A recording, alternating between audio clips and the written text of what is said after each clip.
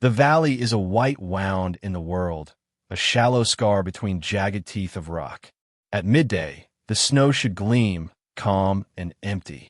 Instead it shudders and jumps as rounds chew it apart. Automatic fire rakes the shallow draw where the seal element has gone aground. Dark figures sprawl and crawl against a sheet of white, shapes barely deeper than the snowdrifts around them. Muzzle flashes wink from both ridgelines, the sound rolling and overlapping until it's just one endless tearing noise. Contact front, contact high both sides. The radio dissolves into a cough of static. A mortar lands just short of the lead vehicle, tossing snow and shrapnel, slamming the armored truck sideways. Another drops behind the trail vehicle, boxing the convoy into that shallow depression. The follow-on blasts walk closer, one precise step at a time. In the draw, the platoon leader drags himself up behind a twisted axle and slams his fist into his chest mic. Any gun that can hear me, we need that jammer truck dead. Far ridge, north face, top third. His voice is half devoured by the hiss. 3 miles out. Somebody kill that thing. What gets through across the valley is a smear of urgency, an impression more than a clear order. Comms are shredded, the air full of harsh bursts that mimic speech without becoming it. The jammer truck sits on the far ridge like a black beetle on a sheet of glass, dish angled toward the valley. Beside it, dark stains of fortified positions pit the snow, an enemy command node with eyes on every move below. Somewhere near them, invisible behind rock and camo, a rival sniper is plucking at the unit's nerves round by round. Down in the draw, the team's designated long gunner presses his cheek into his scope and strains. Heat mirage is gone in this cold, but in its place the air itself seems to shimmer with shifting veils of spindrift. The truck is a speck at the edge of his glass, beyond his holds, beyond the dope he carries. Can't touch it, he growls into the net. I'm maxed out. Glass is at the stop. It's just white in here. Can't read the wind that far. It's out of play. His words, or something like them, reach the platoon leader as chopped fragments. What matters is the meaning. No one in the valley can do anything about the source of their blindness. Above it all, on a distant ridgeline, the world is almost quiet. The hide is little more than a coffin scraped into packed snow and ice, roofed with a low arch of canvas and carved blocks. The wind outside moans along the rock, but inside the sound is muffled like being underwater.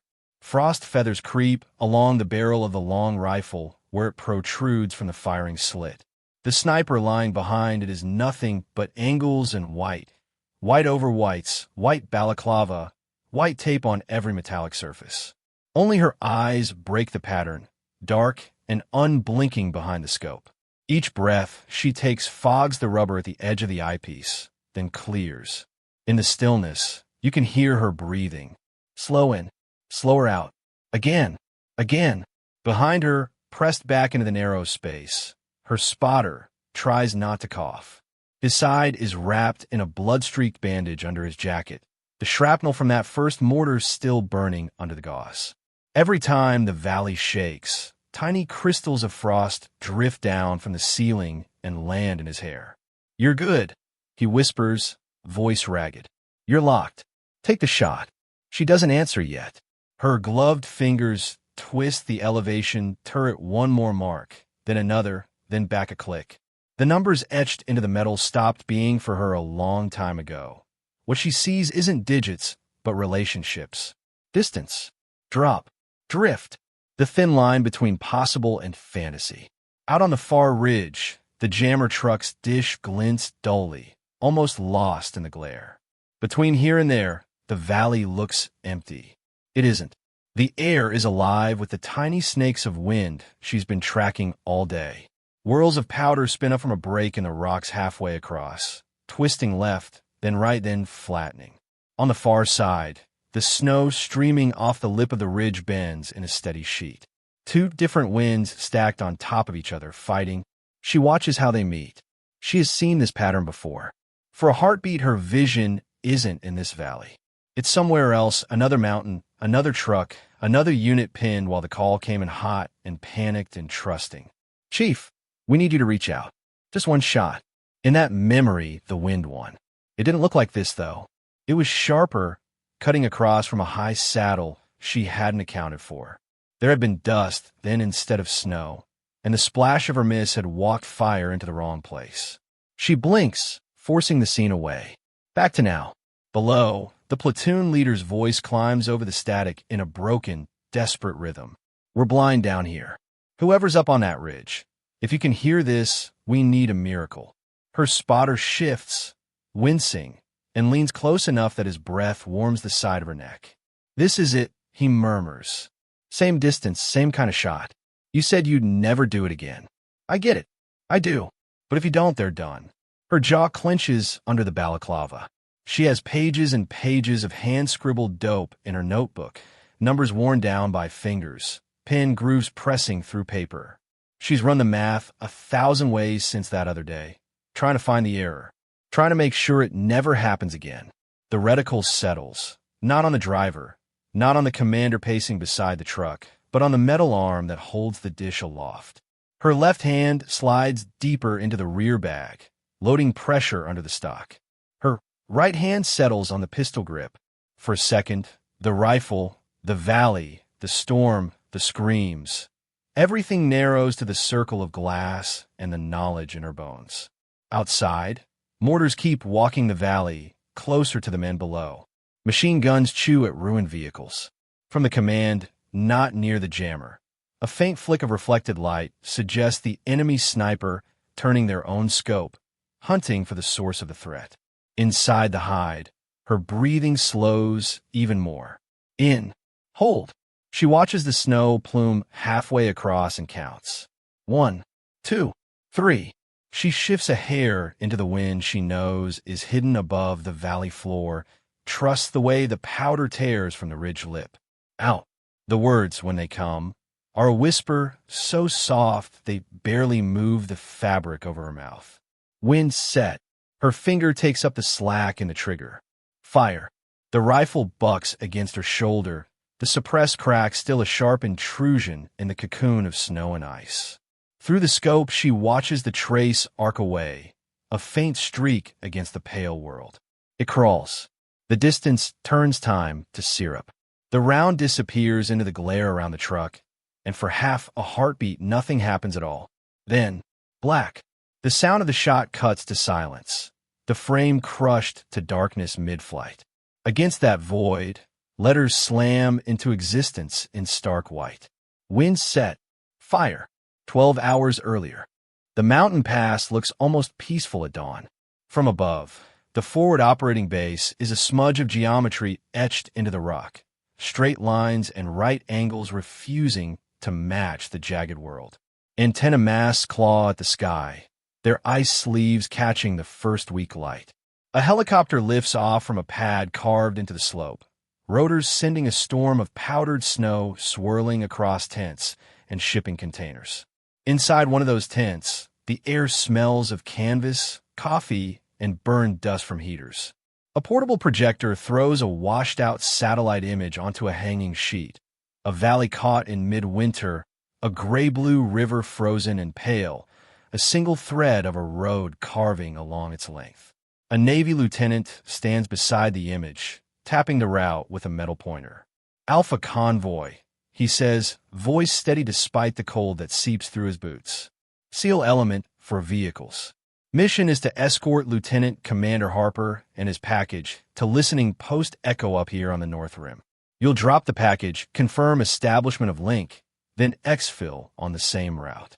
He drags the pointer along the little line, then taps the far ridge. Intel reads low threat. Local militia forces in this sector are assessed friendly. No confirmed heavy units. We're mainly worried about mines and small arms harassment. Any questions?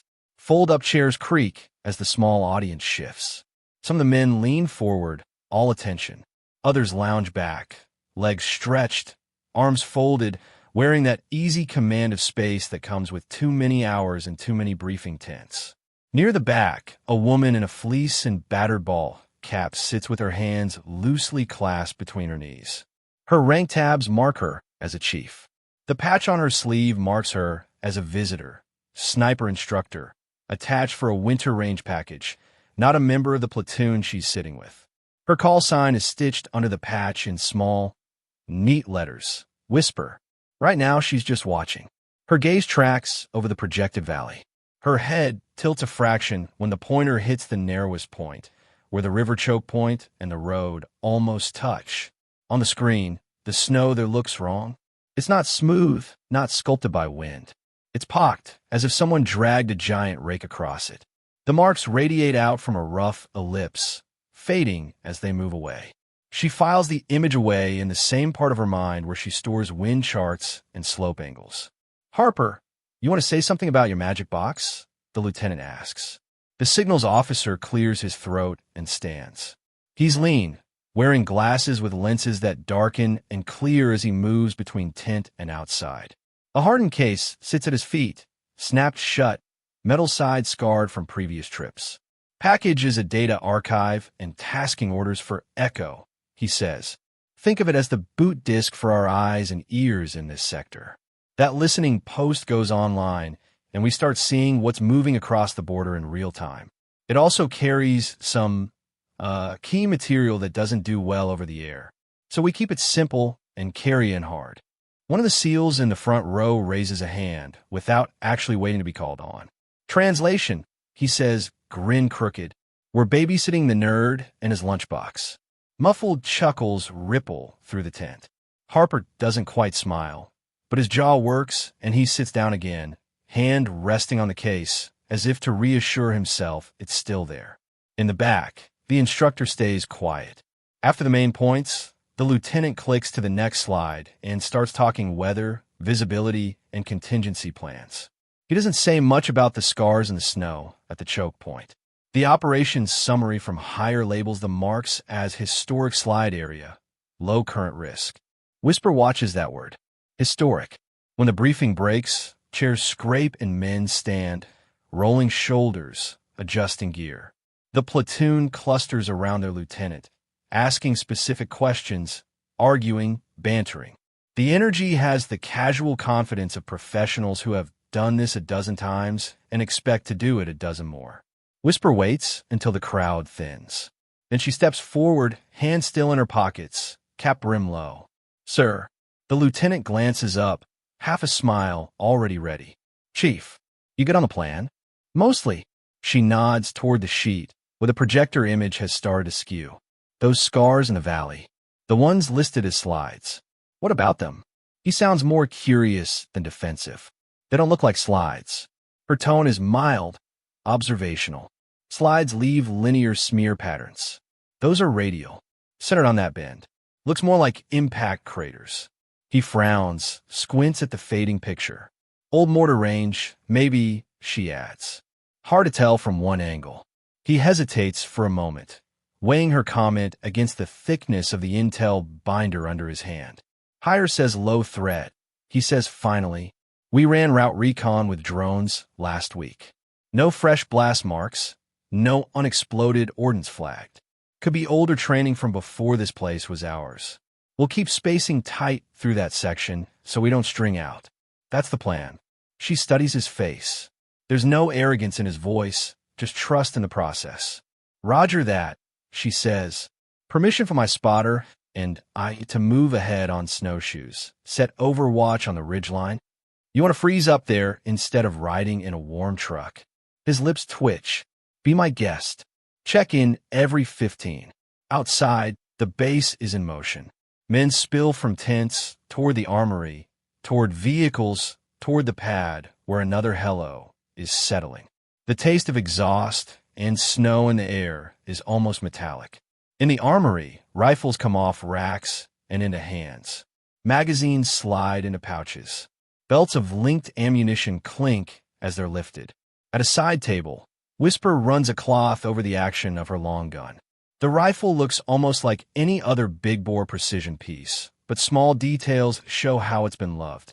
Tape on every surface that might catch light, a wrapped cheek piece, a stock marred by the scars of tags from other lives. Her spotter, a broad-shouldered petty officer with tired eyes, checks batteries in a compact spotting scope and a tablet. He glances up as another SEAL steps over, grinning. This one is the platoon's primary sniper, lean and loose, rifle cradled like a favorite instrument. So, he says, nodding toward her weapon, this the famous instructor rifle? The one that only comes out to scare students. Something like that. Her spotter answers before she can. His voice carries a lazy drawl. She keeps the good one in a vault somewhere under Nevada. The sniper snorts. Range queens, he says with mock disdain. All spreadsheets and no sand in the teeth. Whisper doesn't rise to it. She just snaps the bolt closed, tests it once, and sets the rifle into its drag bag. Later, on the base's long-range line, the teasing continues. They stand at the edge of a cleared shelf overlooking a sweeping valley. Targets that the opposing slope.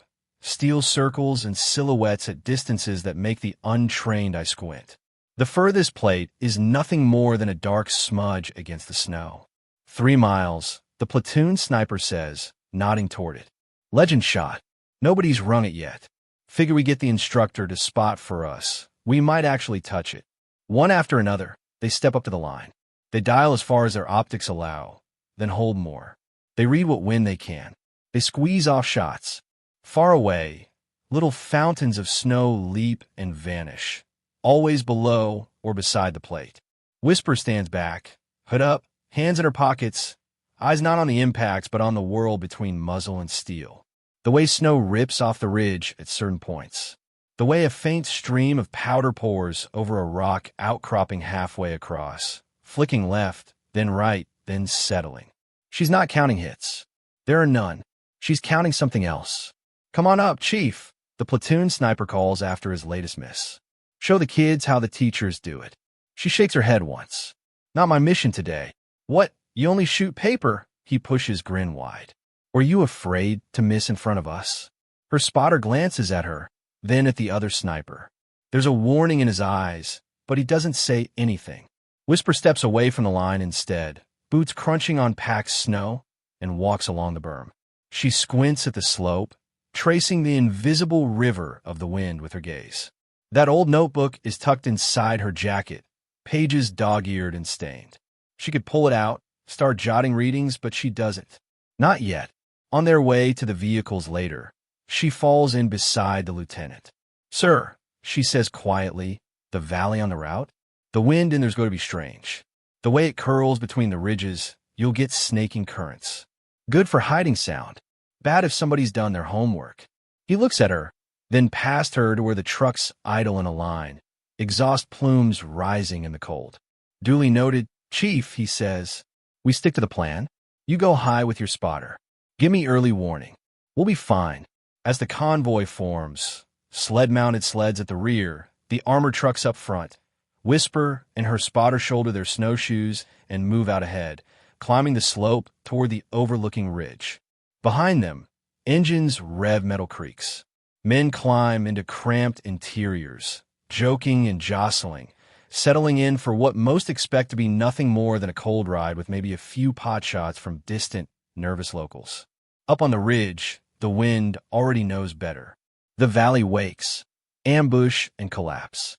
By the time the convoy rolls into the valley, the sun has climbed high enough to bleach the sky. Snow crunches under tires with a steady, hypnotic rhythm. The frozen river to the left is a wide ribbon of matte silver, scattered with wind-carved drifts. Ahead, the road curves into the choke point, where the cliffs press closer and the old scars mar the valley floor. Radios hum with routine traffic. Lee, this is 2. Spacing looks good. Harper, you still awake back there? Sadly, yes. Up on the ridgeline, the hide Whisper and her spotter carved before dawn is little more than a shadow in a fold of rock. From there, the valley floor is a tilted map spread beneath them. She tracks the convoy's progress, the rifle idle for now. Her spotter calls distances as habit, more to keep his mind busy than because she needs them. Lead truck, 800. Trail, 1.1. They're tightening up through that bend.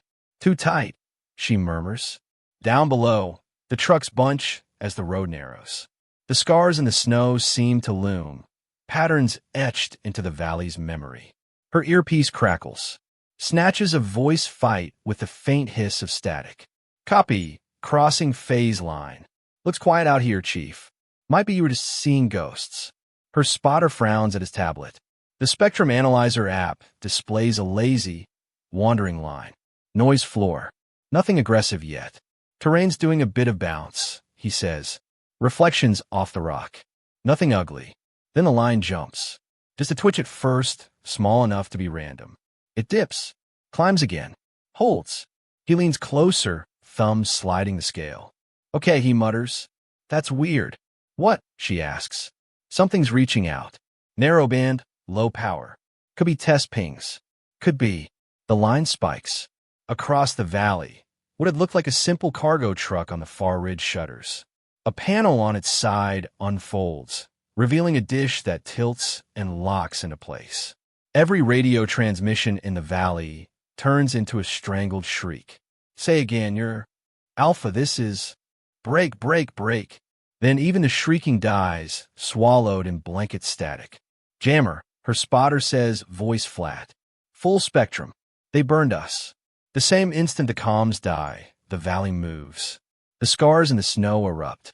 Mortar rounds descend with ugly precision, their arrivals marked by the sudden birth of white fireballs and thudding concussions. One blast slams into the road just ahead of the lead truck, tossing it sideways, nose burying in a drift. Another lands behind the trail vehicle, flipping a sled of cargo. Between the blasts, the snow peels back to reveal shallow pits and half-buried crates. Old fire positions reused and refined. The scars were not old disasters. They were rehearsal. Contact. Voices bellow in vehicles up and down the line, unheard by anyone but their own crews. Machine guns open up from both ridges.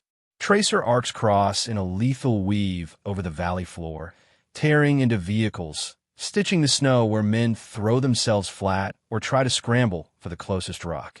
Through her scope, Whisper sees muzzle flashes wink from carefully scraped notches in the rock. She doesn't have to think about range. Her fingers are already adjusting. Gun at 1100, she says. Left ridge. See it. Got it. Her spotter bites out. She breaks her silence with gunfire. The rifle bucks, and a beat later the gunner on the left ridge tumbles backward out of sight. Another flash on the right, lower, another shot, another enemy shape crumples. She can hit the close threats. But the truck with the dish is a distant rumor at the edge of her optics, a smudge beyond the point where her elevation dial wants to go. Try to get Harper's channel, she tells her spotter.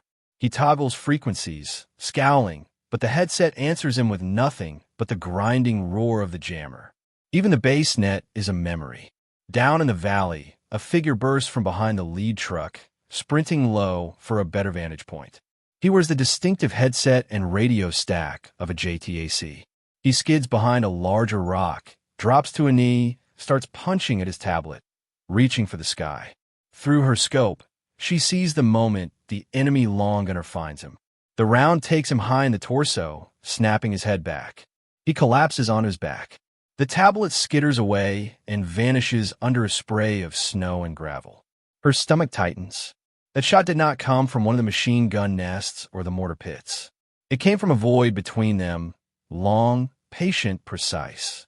Found our ghost, her spotter says quietly. The nickname had been floating around the base for weeks.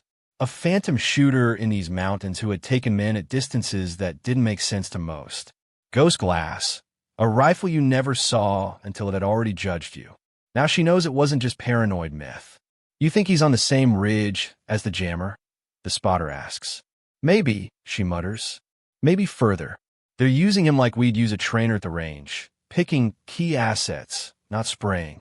Another mortar drops, dangerously close to Harper's vehicle, rocking it onto two wheels before it slams back down. The engine smokes. Doors are kicked open. Men spill out, dragging the signals officer and his precious case. Fire sleets around them. But the rounds targeting that group are careful. They snap over heads, hit close, but rarely center mass. It takes her a moment to parse it. They want him alive, she realizes. They want the case. Figures in darker uniforms push forward through the snow, moving from crater to crater with ruthless discipline. Smoke grenades spew thick gray clouds that billow and cling, obscuring the path toward Harper. Not concealment from their own side, cover from hers. She shifts aim, drops one of the approaching fighters as he pops from a crater. The others flinch, but keep moving, coordinated by shouted orders she cannot hear from this distance. Try panel signals, she says. Flares. Her spotter wrestles with a small signal panel, snaps it open, and waves it at the valley line, forming crude symbols. He fires a flare that hisses into the sky, then another. Down below, maybe 1 or 2 men glance up. In the chaos, it's hard for anyone to look away from the immediate threat. Machine guns keep up their beat. Mortars continue to drop, though less smoothly now that some forward observers have gone down. Still enough to box the convoy. Magazines start running dry. She can see it in the way muzzle flashes falter, in the frantic way men grapple with belts. Resupply is trapped in the disabled sleds, and any movement toward them draws a line of fire. The platoon leader hauls a wounded man behind a chunk of rock, then raises his head to shout toward another position. His mouth is moving. Orders, likely, but the words vanish in the blizzard of noise. Ammo situation's going to go bad fast, the spotter says, scanning. They can't sustain this rate, not pinned like that. As if to underline it, one of the machine gunners below lifts his hands, palms up to show an empty feed tray. His teammate slaps at empty pouches, then gestures helplessly. Above the valley, clouds that have been lingering at the horizon roll in faster, dragged by some high wind. A curtain of gray sweeps toward them. When it hits, it carries flakes and gusts that twist unpredictably. The visibility worsens, not enough to hide movement entirely, but enough to smear edges. The wind that had been relatively steady starts to dance. Whisper feels in the hide before she sees it in the valley. A gust slips under the canvas roof, rattling it, sending a spray of frost into their faces. Wind's shifting, she says. Yeah, her spotter answers. Squall front. Great timing. Mortar impacts grow harder to judge at a glance, their plumes sucked sideways. Machine gun tracers hook in the gusts. Every shot, friend and foe, becomes a little more of a gamble. She tracks the fall of mortar rounds. There's a pattern there under the chaos. They're not just trying to kill what they can see. They're pushing.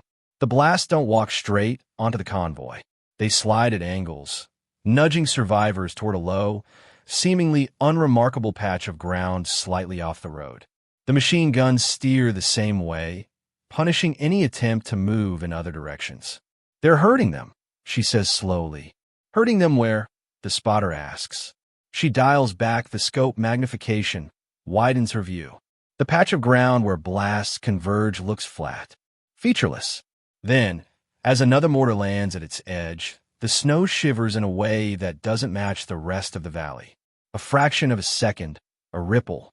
She has seen that, too, in training ranges. In test fields, the way buried shapes respond to concussion, even under meters of cover.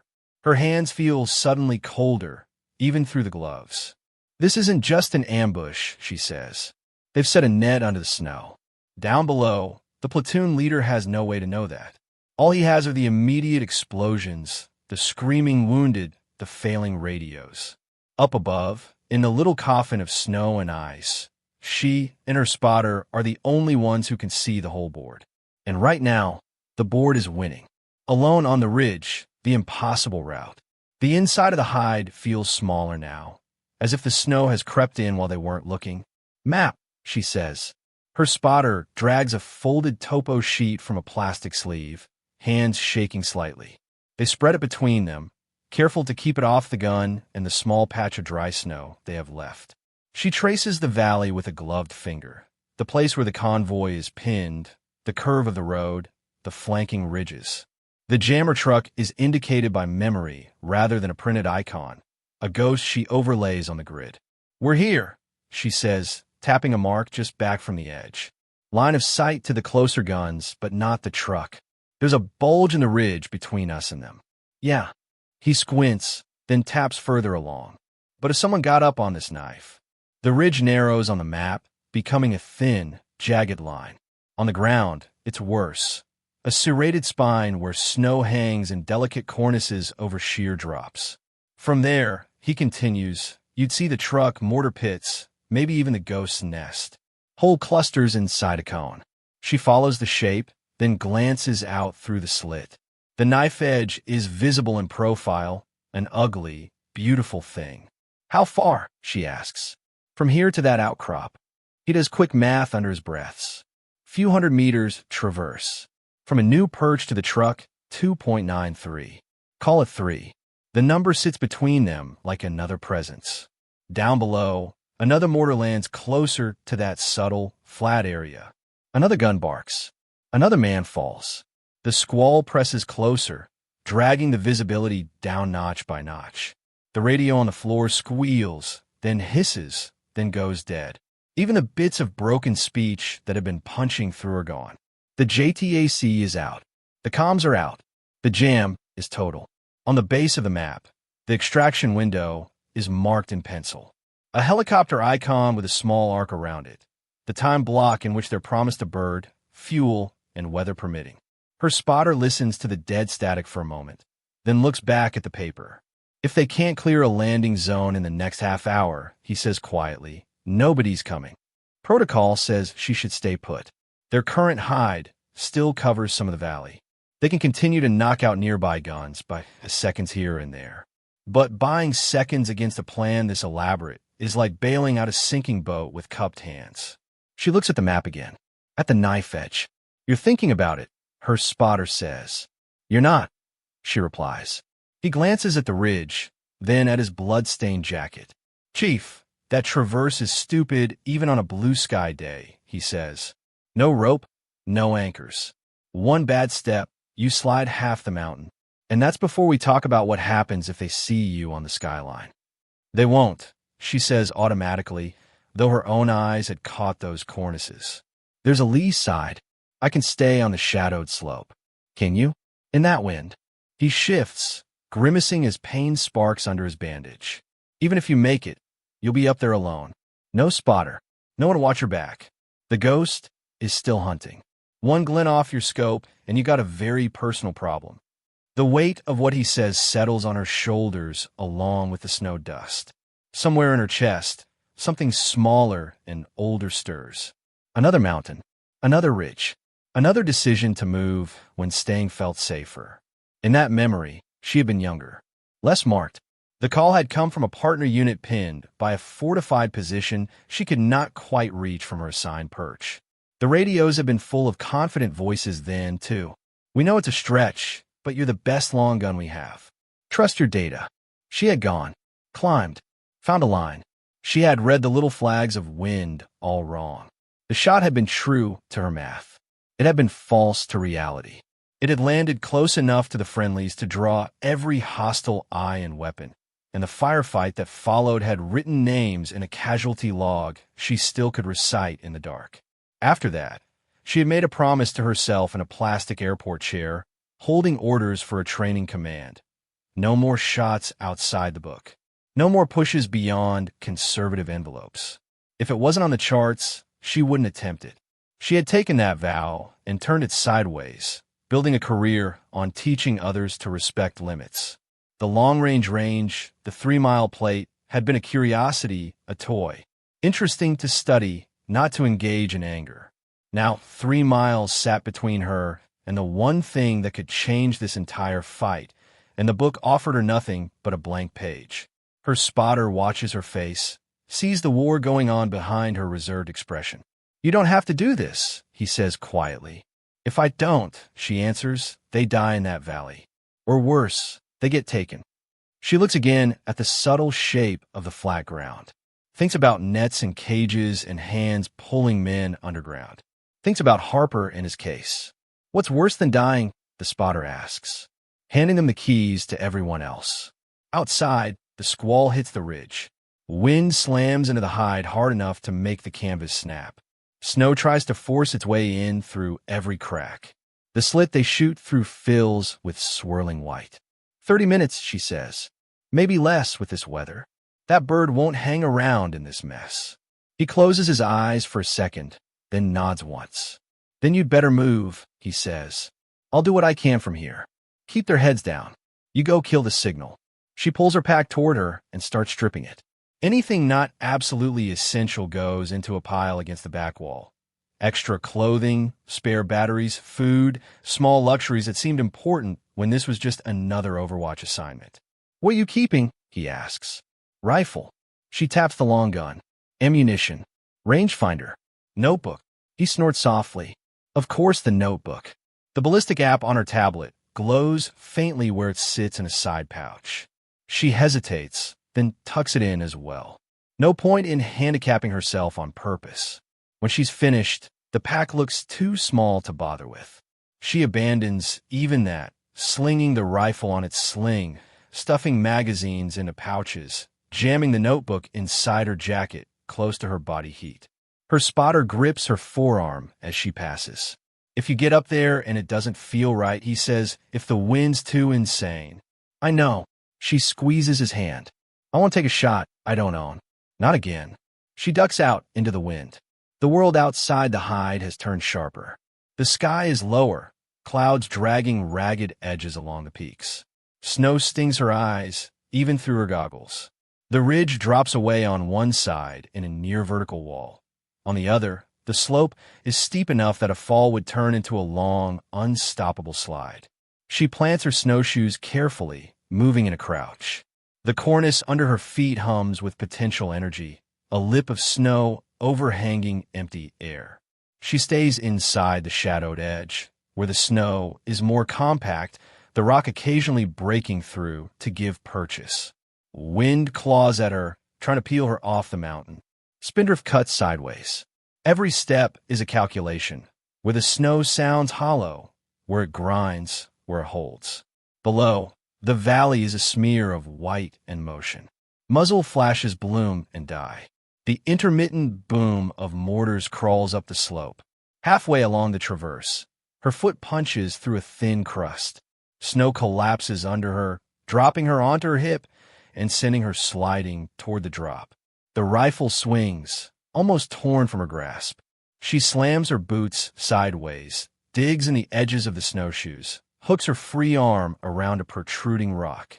Her body jerks, ribs protesting. For a second, she hangs there, half over the void, lungs frozen. The wind laughs and tries to finish the job. She drags herself back up, one grunt at a time, until she's on something like level footing again. Her heart slams in her ears. "Don't look down," she mutters to herself, then can't help glancing anyway. Far below, the river looks like a small, innocuous stripe. The convoy is barely visible shapes. One of the armored trucks now burning, smoke mixing with the fog of the squall. The platoon leader, she knows, is still moving men toward that shallow depression she's starting to distrust. He doesn't know it, but every step forward may be taking them closer to a buried trap. She keeps going. At some point in the crawl, her tablet gives up. The cold leaches power faster than its designers ever intended. The screen flickers, dims, then goes permanently black. She stares at it for a second, kneeling in the wind, knowing what that means. The app, with its neat ballistic calculator and environmental inputs, was a comfort. A second brain. Losing it isn't a surprise, not really. She has seen electronics die at milder temperatures than this. But the timing is an ugly little joke from the universe. She unclips it, lets it dangle for a moment, then shoves it deep inside her jacket in case it revives. She stops expecting it to help. That leaves her with the notebook and what lives in her head. She pulls the notebook out and thumbs it open, careful not to let the wind snatch pages. The paper is stiff in the cold, corners softened by years of handling. Here are the numbers from that other mountain, written in a different hand, younger and more certain. Here are corrections scrawled over them later, crosswinds discovered too late. Here are lines and graphs and scribbled comments that no one else has ever read. She flips ahead to the section she started after that deployment. The part where she broke the world into smaller pieces and tried to understand the way air moves when terrain squeezes it. There, notes from days spent on this very range, watching the valley where the 3-mile plate sits. 3 miles. Cross Valley. Low temperature, density up. Primary wind from west at 8 knots at ridge height. Secondary swirling along floor. Combined effect. compound hold with high susceptibility to gusts. She doesn't have a meter now, just memory and sight. She tucks the notebook away again and presses on, feeling oddly lighter in the absence of digital aids. The world shrinks to things she can see and hear and touch. When she reaches the jagged outcrop that marks the knife's best vantage, her legs shake with fatigue and cold. She drops to her belly and crawls the last few meters, pressing herself into the rock until she's just another lump under the snow. From here, the valley unfolds in a new way. The jammer truck is no longer a speck at the edge of her scope. It's still far, so far that the edges of the glass blur a little when she cranks the magnification.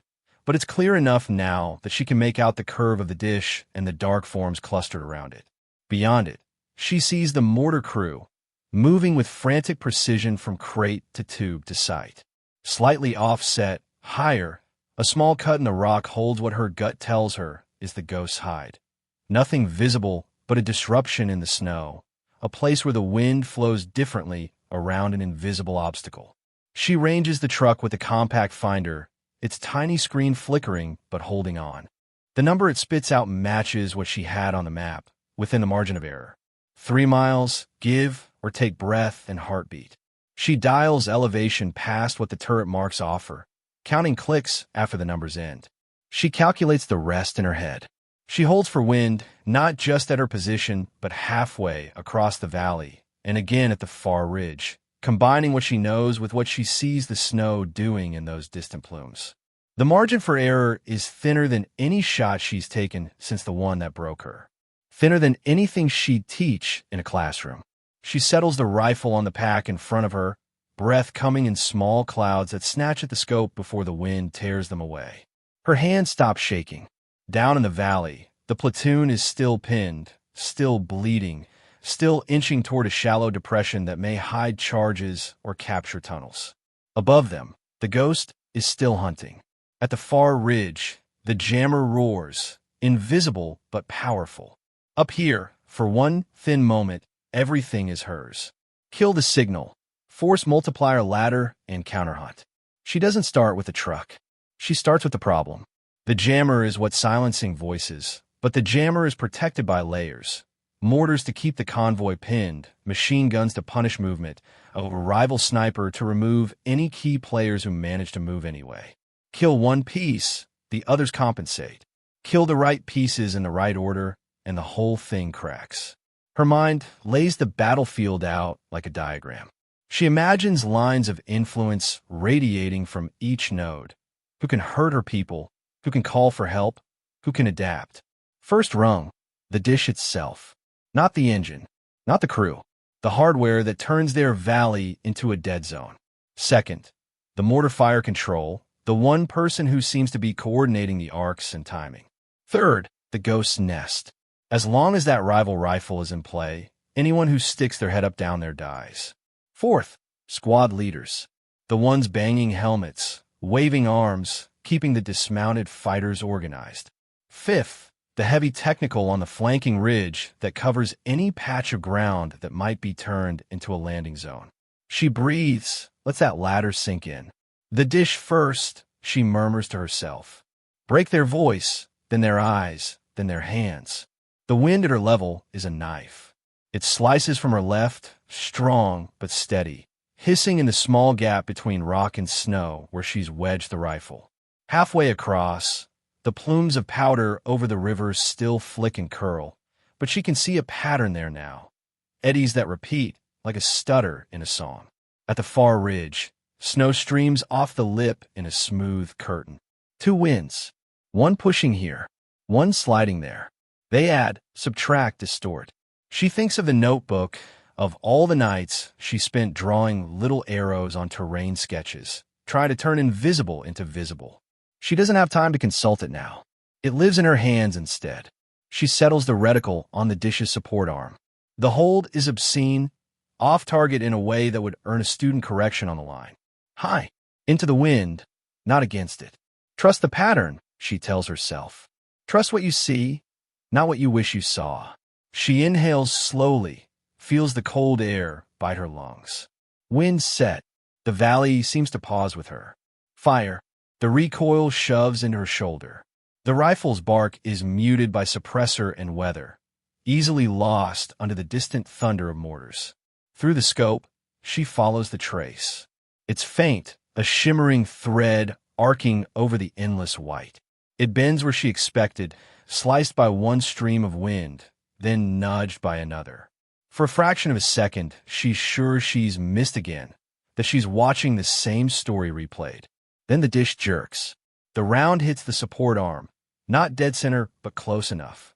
Metal buckles under the impact. The dish lurches sideways, sagging. One of the operators near the truck flails, knocked to his knees by shrapnel or sheer surprise. Snow erupts at the truck's base, dusting the crew and the equipment. In her earpiece, the static fractures.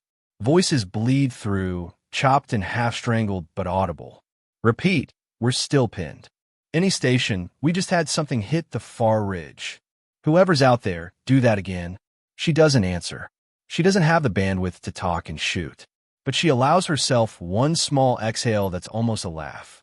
Partial, she says to herself. One leg broken. Keep going. The enemy responds fast. The jammer truck slews sideways, engine revving. Crew members swarm over it, some diving under for cover, others scrambling to adjust the damaged dish. A second, smaller antenna starts to rise on a collapsible mast, a backup designed for just this contingency. A buzzing sound reaches her heartbeat later, thin and high, almost insect-like. She shifts her scope just in time to catch the small quadrotor drone lifting from behind the truck, rotors carving neat circles in the air. It climbs and swivels, lens glittering, scanning the ridgeline. Clever, she mutters. Of course you brought eyes. She doesn't have time to shoot it yet. That would be shooting fingers instead of cutting nerves. Her next target is the mortar director. She has been watching him between shots without quite realizing it. A figure slightly set back from the tubes, one hand on a handset, the other on a clipboard or tablet. Every time a round lands, his posture shifts, adjusting, correcting. Her scope finds him again.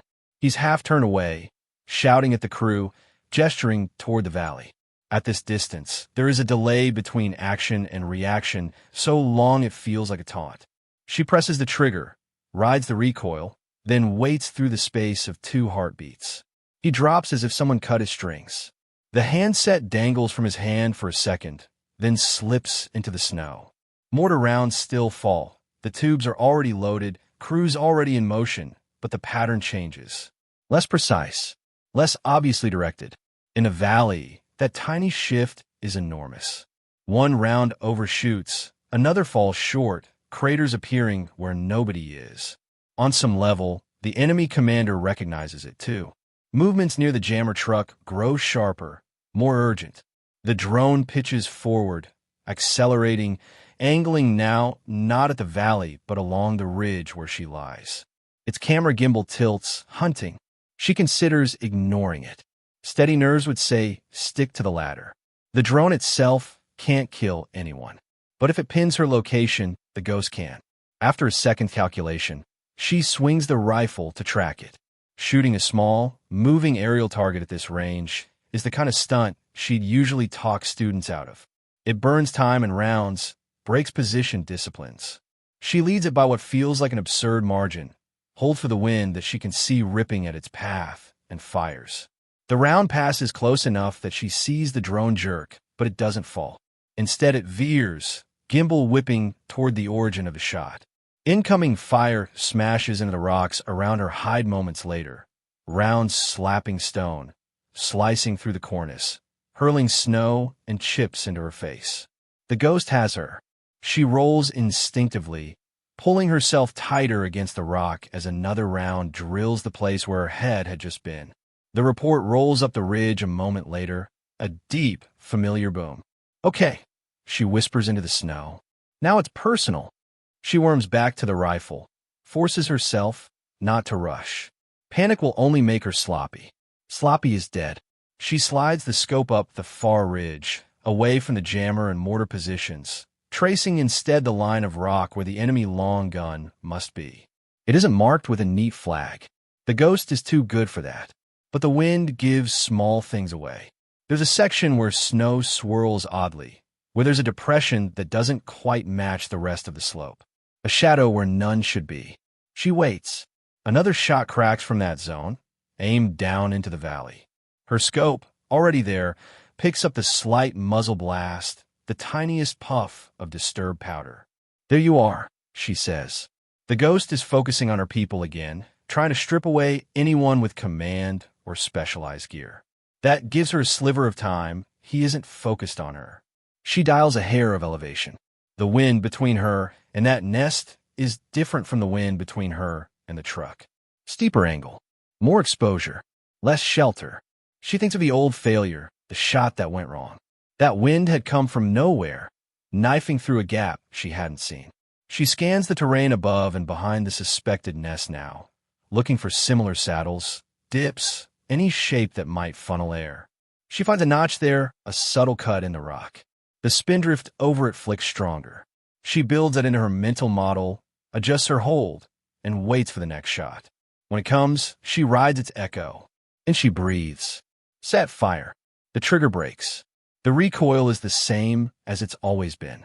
The waiting is not. She counts out loud, a whisper lost to the wind. 1. Nothing happens. 3. A tiny movement in her scope. The slightest jerk in that shadowed patch. Then a form flails out of the depression, rolled by impact or surprise. It tumbles down the slope, gathering snow, leaving a dark smear behind. The ghost's rifle stays in the nest, invisible. Its owner does not. She feels something in her chest she hadn't let herself hope for. A small, fierce surge that has nothing to do with pride and everything to do with relief that this, at least, didn't echo her worst day. In the valley, nobody knows yet that their tormentor at long range is gone. They just feel fewer invisible eyes on their backs. The enemy commander knows something is wrong. She sees him near the jammer truck, moving differently now, more urgent, more erratic. He waves squads forward with chopping arms. Without the sniper and with mortar control disrupted, their plan shifts to brute force. Fighters surge from cover, sprinting in small groups toward the convoy, using the lingering smoke and squall to close the distance. Squad leaders pop up more, trying to be heard over the chaos, exposing themselves as they shout and signal. She makes them her next targets. Each time she sees a head above the others, a hand gesturing, a figure standing careless in the confidence of numbers. She marks them. One by one, she plucks them away. A man throws up his arm to signal a flanking push. Halfway through the motion, he folds. Another leans out from behind a rock to wave men forward and pitches sideways into the drift. The effect is subtle at first, momentary confusion, small stalls, but it accumulates. Groups hesitate, looking for direction that doesn't come. People shout conflicting orders. The flow of the attack loses its coherence. On the ridge beneath her, the drone circles back, now much closer. It has tracked the general area. It hovers, lens tilting, searching for an exact mark. It's close enough now that she can see the manufacturer's label on its side. Third time, she tells it. You're close enough for me, too. She waits until it faces her, until the lens is a dark pupil looking right into her soul. As she puts a round through that eye, the drone blossoms into fragments, plunging into the snow. Cheers crackle through the reawakening radios down in the valley, more from the symbolic win than because the drone was an immediate threat. The ghost may be gone, but the ground fight is still brutal. Ammunition is still low. The weather is still closing in. The helicopter that might extract them will only risk so much to come into a hot valley with no clear landing zone. Chief, this is Hammer Actual. The platoon leader's voice, ragged but determined, pushes through the static now that the dish is damaged. Whoever's up there will be getting your presence. Appreciate it. We're still stuck. I've got wounded, and I need a clean pocket for the bird. Any chance you can do something about that jammer for good? She looks back at the truck. The primary dish hangs askew, but the smaller backup antenna is up now, sending its own pattern. The noise floor in her ear is rising again. I'm working on it, she says, finally keying her mic for the first time. Her voice is calm, a flat line. Hold what you've got. Don't move any closer to that shallow depression east of your position. Trust me on that. There's a pause. Copy, Chief, Hammer says. We'll hold. Try to keep the sky from falling on us. Her backup optic has been her quiet reassurance all through this. Now, as she shifts to track a group of fighters trying to flank, a round slams into the rock beside her.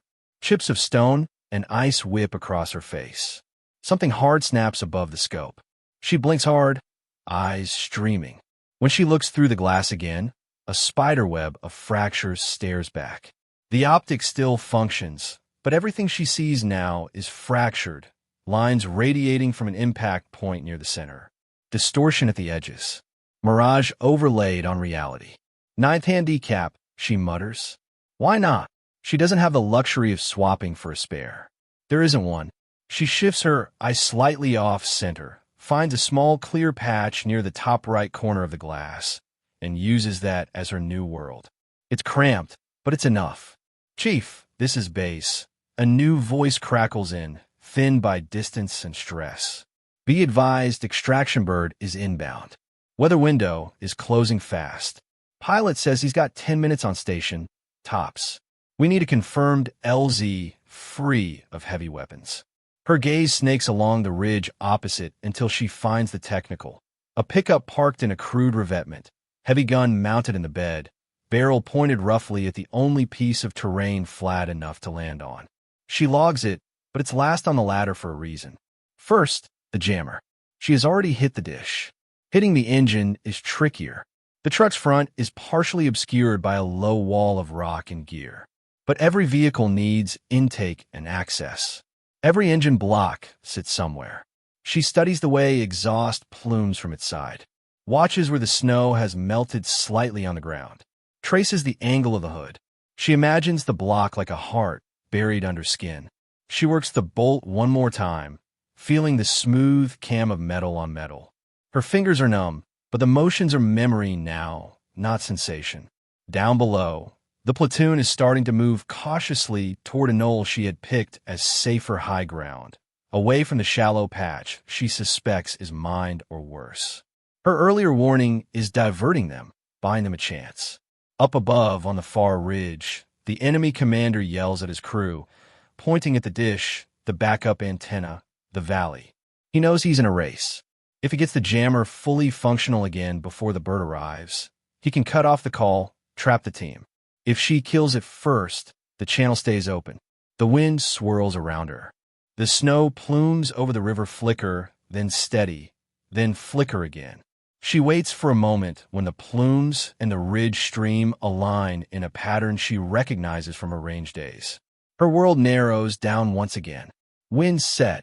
She hears, distantly, the thump of rotor blades approaching from somewhere beyond the mountains. Fire. The shot breaks. Through the cracked optic, the trace is harder to follow. It bends and shimmers, threading through a web of imperfections. She focuses on where it should land, not on watching the journey. The round disappears into the darker shade at the truck's front end. For a second, nothing. Then the hood jumps. A black gout of smoke belches from the grill. The truck's whole frame jerks as if kicked from inside. The backup antenna shudders and collapses, wires snapping.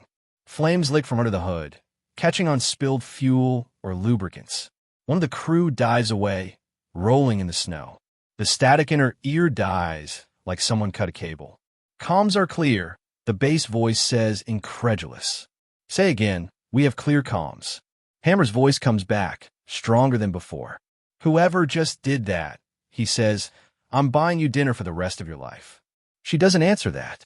Instead, she swings to the technical, which is already adjusting its angle, barrels seeking the sound of the incoming hello. The pilot's voice joins the chorus, tense. This is Talon. I have eyes on your smoke. Taking fire already. I'm not going to be able to loiter. Chief, I need that gun quiet, Hammer says. I see it, she says. The heavy weapon crew is more exposed than the others, high on the ridge, confident in their range. One is feeding the belt. One is perched at the trigger. The vehicle's cab shield's part of the gun. She aims not at the gunner's chest, but at the joint where the gun mount meets the bed. Metal there is thick, but leverage matters. She times the shot between gusts, trusting the fact that at this shorter distance, the wind has less time to play. The round hits with a bright spark. The mount jerks. The gun's barrel cants downward suddenly. The gunner stumbles, losing his grip, then falls as she sends a second round that punches through his shoulder. The feed man yanks him away, tries to correct the mount, but by then the hello is already in the valley. Talon roars and low, rotor wash carving patterns in the snow, side door open, machine gun barking in controlled bursts at any muzzle flash that dares challenge it. Under that mechanical angel, the SEALs move. They haul wounded in the data case toward the spinning blades, staggered by exhaustion and shock, but pushed by the knowledge that this may be their only ride out. Whisper picks off anyone who tries to rush the bird, hitting runners as they break from cover, dropping a fighter who pops up with an RPG, shattering the weapon's tube just as he shoulders it. Her rounds are fewer now. The magazines on her belt are light. She can feel the count in her bones. On the ridge below her, shapes move. Enemy climbers, sent up to hunt the shooter who has been carving their plan apart. They finally crest the ledges near her old hide, finding it empty but still warm. The spotter inside bleeding but alive, rifle still working. He picks off the first of them, but there are more. "Chief," he gasps over the net, voice thin. "They're coming up. At least 6. I'll slow them down, but you need to be ready to move." She gets one more shot at the technical, this time at the engine, silencing it completely. The heavy gun droops, useless, smoke curling around it. Talon lifting, the pilot announces, "We're full. I cannot take another pass. Hammer, you're on your own for anyone not on board." The hello claws its way back into the sky, banking hard, tracers chasing it but falling short. In the valley, a small rear guard of SEALs stays, covering their own withdrawal on foot toward a secondary exfil route among the rocks. Now that the mortars and machine guns are less organized, they have a chance. On the ridge, the climbers reach the level just below her perch. She drops the lead one with a shot to the chest, knocking him backward into his comrades. The others press on anyway, scrambling, furious. Her last full magazine comes up. She empties it in measured pairs, forcing them to ground, buying seconds rather than kills now. When the bolt locks back on an empty chamber, she doesn't waste time swearing. She slings the rifle and starts crawling backward along the knife, away from the outcrop. She doesn't try to stand. The wind would take her. Snow and rock scrape at her gear. Tracers snap overhead, bright lines in the dimming day. She drops off the exposed spine and onto the lee slope, sliding for a terrifying moment before she digs in her heels and hands, controlling the descent. Behind her, enemy fighters reach her abandoned perch, firing into the space where she no longer is, shouting to each other, searching the white. She does not look back. Debrief in the snow, cost, motive, and quiet credit. The tent is warm enough that her cheeks sting. Whisper sits on a folding chair near the back, hands resting on her knees. Her fingers are bandaged where stone shards cut them. Her right shoulder carries a bruise the color of storm clouds where the rifle's recoil met cold, stiff muscles. Around her, the survivors fill the space with the low murmur of voices and the occasional cough.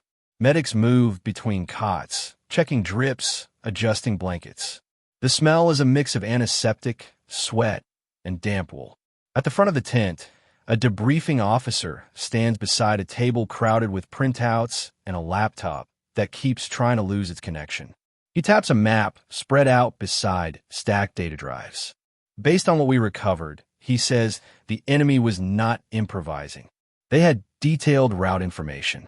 They knew your step-off time, your composition, and that the package was traveling with you.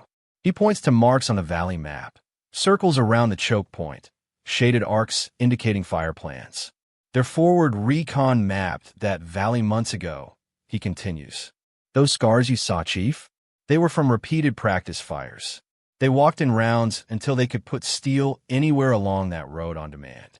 This ambush was a live-fire exam on top of a training ground. The lieutenant sits with his elbows on his knees, face drawn. Harper, one arm in a sling, cradles a coffee cup in his free hand, eyes fixed on the map. You're saying someone here gave them all that, the lieutenant says, voice flat. We're saying, the debrief officer answers carefully, that we found no signs of tampering with our aerial surveillance and no active taps on the base's external networks. The simplest explanation is a local human source, someone who knew enough to point them at that route and that time. The clean intel wasn't clean, Whisper says quietly. No, the officer looks at her. It wasn't. Harper clears his throat. The data case, he says. We should talk about that, too. The officer nods. Within classification limits, yes. These folks deserve to know what they nearly died for. Harper adjusts his glasses. The case I carried held two things, he says. 1, tasking orders and configuration for listening post-echo. That's our set of eyes in this region. 2, key material.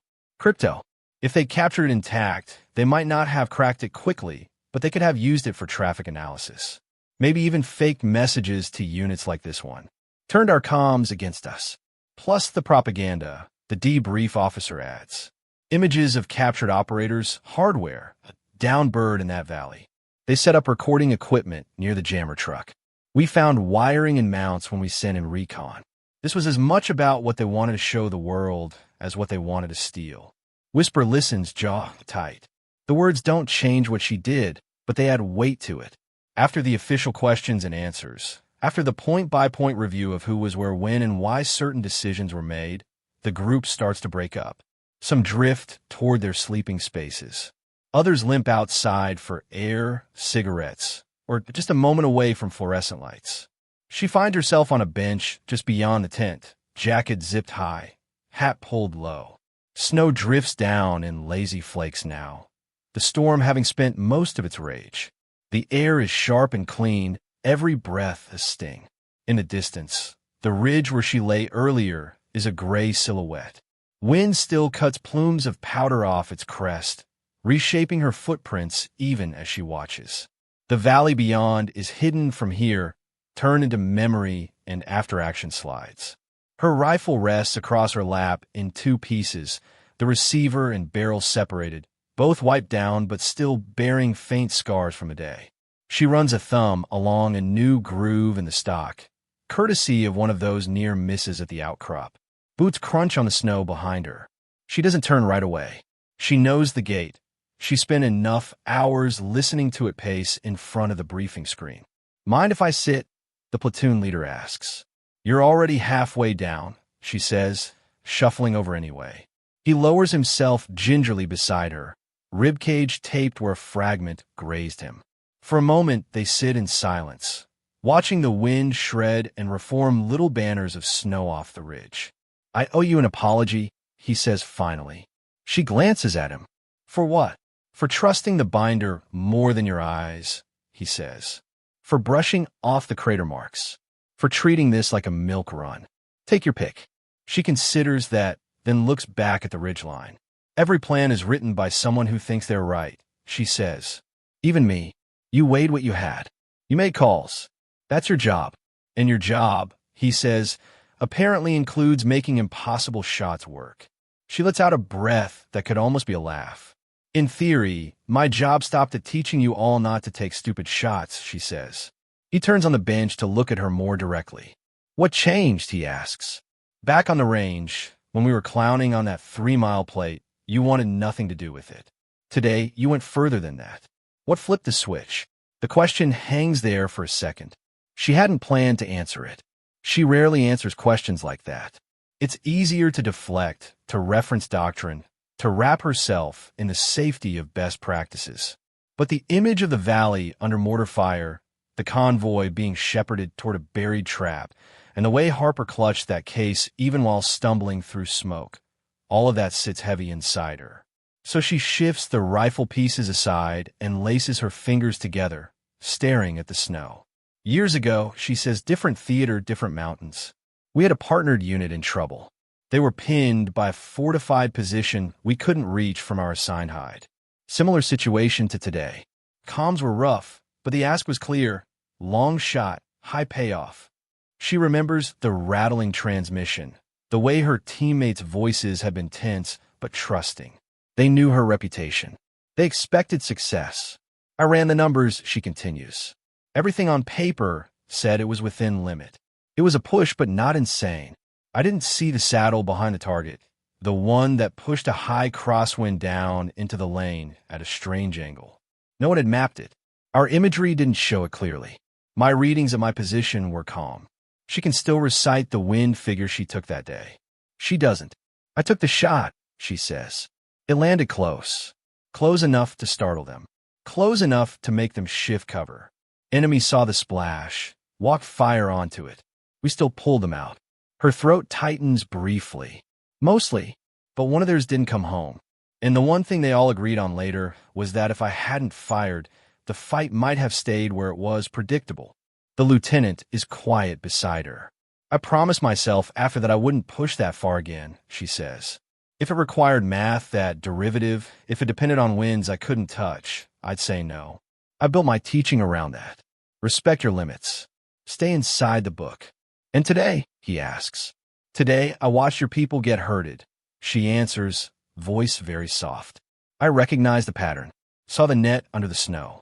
I knew what would happen if they made it to that shallow ground. I knew what would happen if Harper's case walked away. She glances at him, then back at the ridge. I realized that staying inside the book this time was just another way of being responsible for their deaths, she says, or for something worse. So I had a choice. Live with breaking my own rule, or live with watching a second valley close on people who trusted us. He sits with that. You chose the rule, he says, and then you bend it until it broke. She shrugs one shoulder. Turns out, she says, if you spend enough nights drawing arrows in a notebook, trying to understand wind, some of it sticks. And if you carry your worst day around long enough, you either let it keep you from acting, or you use it to make sure you don't repeat it. He follows her gaze to the ridge where her hide once was. The wind-up, there is erasing her presence as they watch, smoothing the scars her elbows and rifle left in the snow. The base is putting you in for something, he says. Medal, citation, whatever they call it. They like paperwork almost as much as the enemy liked rockets. She grimaces slightly. You can't pin that on everyone, she says. Spotter kept me alive. Your platoon kept each other alive. Harper held on to that case through some stupid odds. It was a team thing. Teams are made of individuals, he replies. You did something no one else up here could do. That matters. She doesn't answer that directly. Instead, she shifts her attention to the rifle in her lap. The younger sniper from the platoon approaches then, hood pulled up, face still bruised from where a near miss clipped him earlier. The one who joked about range queens. He stops in front of them, boots leaving prints that the wind immediately begins to soften. He doesn't salute. This isn't that moment. Instead, he pulls something from his pocket and sets it on the bench beside her. It's a single brass casing, clean, polished. On its side, someone has scratched a tiny, clumsy symbol, a circle with 3 arrows pointing outward. 3 miles, he says quietly. You made it real. Most of us thought that plate was just a parlor trick. Today, it wasn't. She looks at the casing, then up at him. You hit your share of targets down there, she says. Maybe. He clears his throat, eyes flicking away. But when the valley went dark, it wasn't my rifle that turned the lights back on. He nods once, awkward, and turns to go. Hey, she says. He pauses. Next time you're on that range, she says, and somebody sets up a stupid stunt at 3 miles, don't take the shot to show off. Take it to understand what the wind's doing above and below. Take it so that if you're ever in a valley like that, you know whether it's even worth considering. He gives a half smile. Yes, ma'am, he says. Understood. When he's gone, she picks up the casing. The tiny symbol catches a shaft of light breaking through the clouds. For a second, it gleams like something made of more than brass. Later, when the tent empties and the base settles into the uneasy quiet that comes after a hard day, she walks alone toward the edge of the camp and looks out over the valley one last time.